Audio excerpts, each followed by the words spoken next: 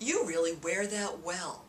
Have you ever thought about that regarding somebody, not necessarily what they're wearing, but more of their vocation or their lifestyle, their occupation? I think of that sometimes with certain nurses that I've met, or a secretary, a bus driver, just different people, moms or dads, where it just seems that they're living their vocation well. And you get the sense that there's contentment in their life, but also joy.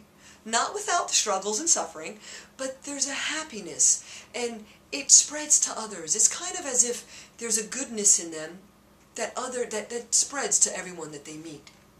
My name is Sister Margaret Michael, and I'm the National Vocation Director for the Daughters of St. Paul in the United States and in English-speaking Canada.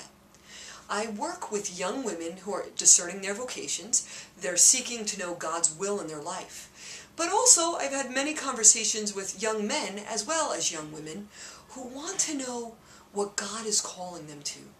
And it really is a reason for us to have hope that there are young people in the world today, in the church, that are looking to follow Jesus in this particular way as a priest or a religious, and they want to make a gift of themselves to the Lord, but to others.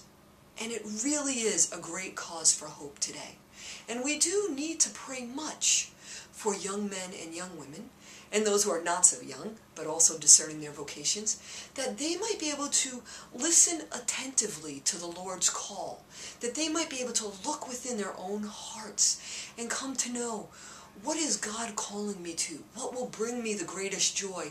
How might I give myself in love as a gift to others? And really, discernment and seeking God's will takes a lot of prayer on the part of the person discerning, but also they need the prayers of the rest of us in the church.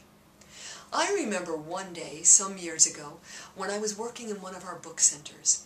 Someone had come into the book center, and they saw me helping others, and they came to the counter and they said, "Wow, it's so nice to see a young sister." And I remember just smiling, and I was so tempted to ask them, "Do you have any daughters that might be interested in religious life?" And I have asked that, and sometimes they're like, "Oh, but not my daughter." And sometimes I think about that, and I say, wow, people are happy that there are priests and religious serving in the church. But when that idea or that question comes, like, well, what about my child? There might be hesitation or reservation for various reasons.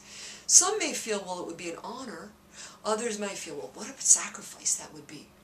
But whatever it might be, we've been called to hear the Lord's invitation, to pray that the Lord of the harvest would send forth more workers into his vineyard.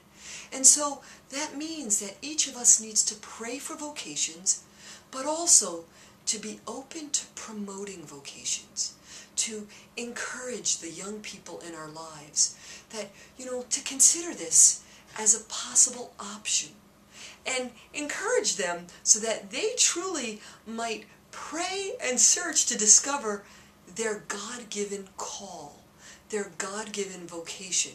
Because really, that's where they're going to find their ultimate joy and that happiness, so that, others are going to look at them and say, wow, he or she, they really wear that well. They've discovered their vocation in life. They've been encouraged in that vocation, and they're living that vocation and finding joy themselves and sharing joy with others.